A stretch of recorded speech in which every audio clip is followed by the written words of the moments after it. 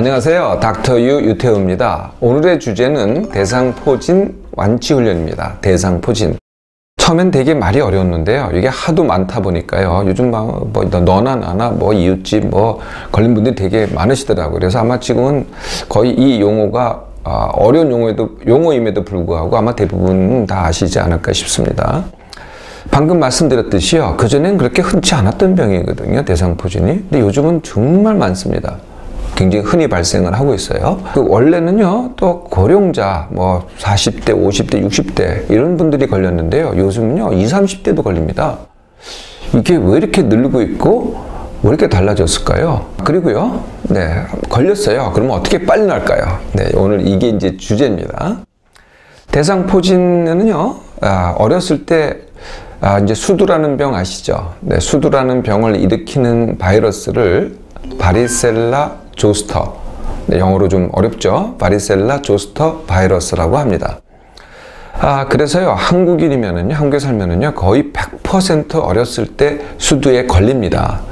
그런데요, 어렸을 때 걸리면은요, 거의 이 증세가 없어요. 뭐, 감기 증세가 약간 있던가, 아예 없던가.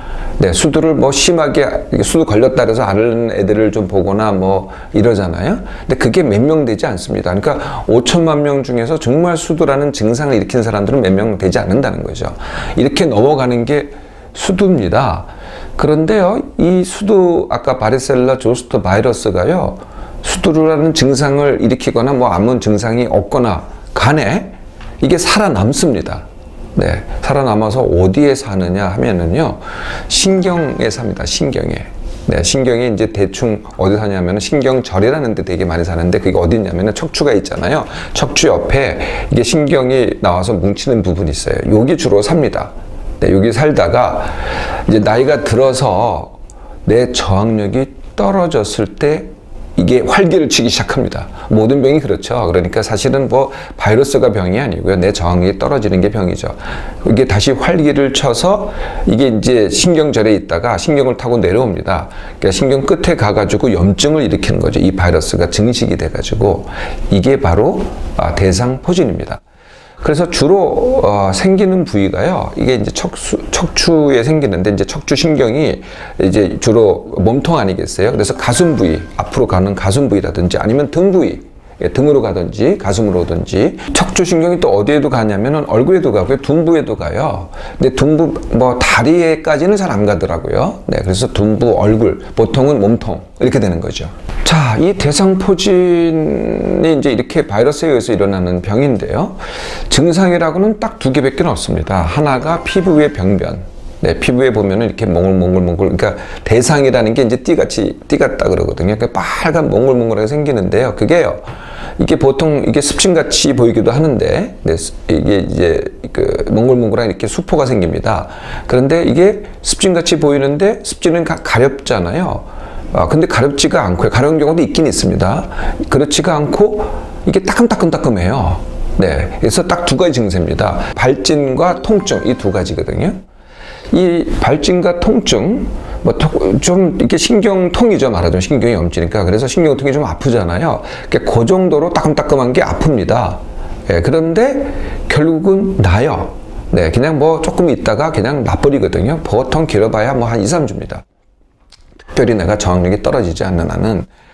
한번 주위에서 보세요. 보면은 그렇게 심한 사람들은 별로 없습니다. 대부분은요, 약간 앓다가 통증도 뭐 그렇게 심하지 않다가 그냥 낫는 거죠. 그런데 이렇게 인터넷을 찾아보거나 아니면은 이제 TV에서 대상포진에 대해서 얘기하는 거 보면은 이렇게 끔찍한 것만 보여줘요. 네, 그리고 뭐 무지 아프다 이런 얘기만 해요. 네, 그렇게 얘기를 듣는 경우가 사실은 그렇게 많은 경우는 아닙니다. 그러니까 병원에서 보면은 그런 사람들이 아무래도 오겠죠. 근데 대상포진이 걸리는 사람들 보면은 그런 경우는 극히 또 적은 수라는 거죠. 그래서 아무리 뭐 보기에 흉측하게 보여도요, 깨끗하게 낫습니다. 대부분의 경우는요. 그러니까 전혀 놀라실 이유가 아니라는 거죠. 자, 그럼에도 불구하고 걸렸다고 하더라도 빨리 낳기를 하자고요. 빨리 낳기, 다시 말하면 이제 이게 완치 훈련입니다.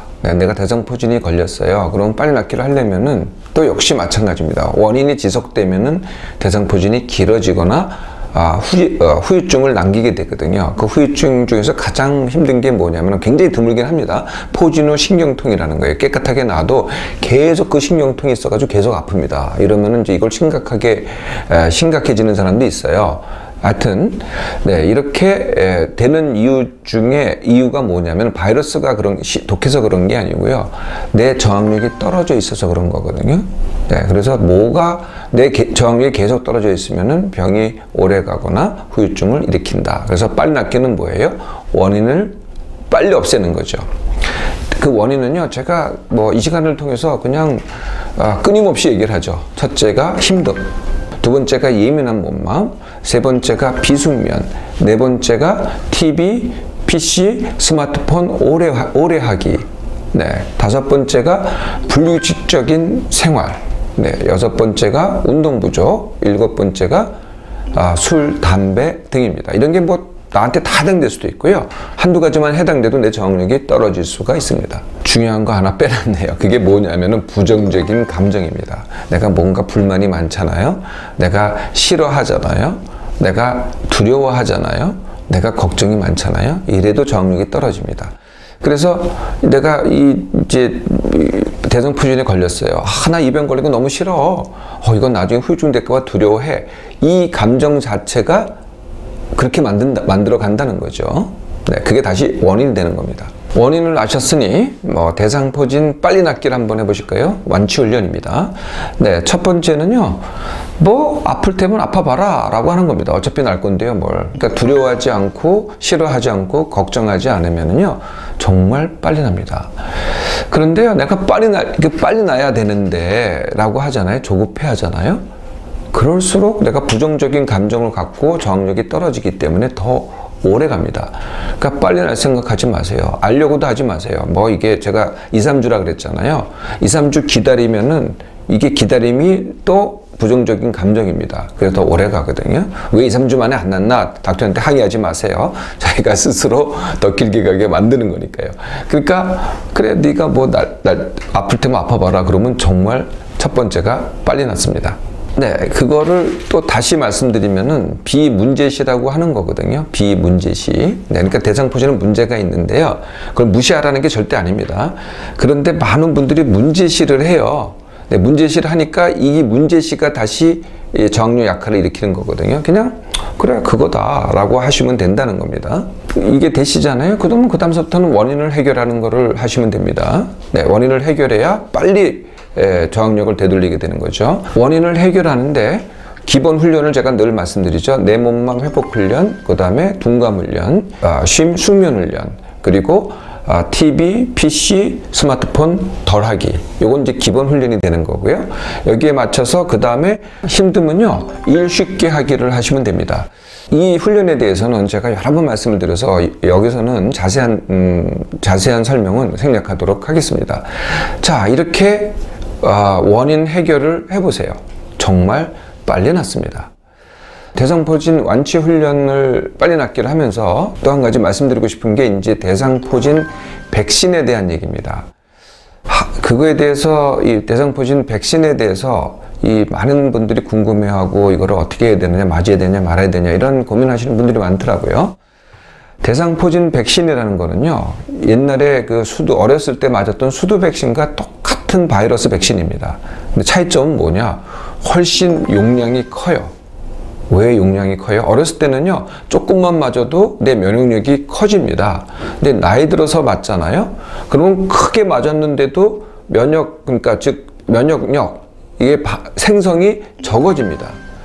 고용량으로 맞으니까 어떻게 돼요? 대신 부작용이 크죠. 그러니까 효과는 떨어지고 어렸을 때 맞았던 수두보다는 효과도 떨어지고 부작용은 대신 큰 게 이게 바로 대상포진 백신이죠. 자, 이미 아는 사람들이 대상포진 백신을 찾더라고요. 네, 이거는 굉장히 불필요한 겁니다. 왜 그러냐면요, 대상포진을 앓고서 2년 내에 대상포진을 다시 앓는 경우는 정말 극히 드뭅니다. 그리고 평생 대상포진이 재발하는 경우도요, 그냥 1 내지 5%밖에 안 돼요. 굉장히 드문 일이라는 거죠. 그리고요, 대상포진을 앓는데 내가 대상포진 백신을 맞았다고 대상포진이 빨리 낫기가 절대로 안 됩니다. 이건 치료약이 아니기 때문에 이거는 그냥 앞으로 안 걸리려고 하는 거지 그런다고 빨리 낫는 게 아니거든요. 네, 그래서 이미 내가 대상포진 앓은 사람들은요, 사실 대상포진 백신이 거의 필요가 없습니다. 정말 맞고 싶으시면은요, 대상포진을 앓고 나서 1년 후에 맞으시면 됩니다. 네. 물론, 특별하게 내가 저항이 떨어져 있는 사람들은 맞아야 되겠죠. 그런 사람이 아니라면은, 대상포진 이미 앓은 사람들은 거의 맞을 필요가 없다는 거죠. 대상포진을 일반인한테 권장합니다. 50세 이상은 뭐 거의 무조건 맞아라. 대상포진 백신에 대해서 이렇게 권장을 하죠.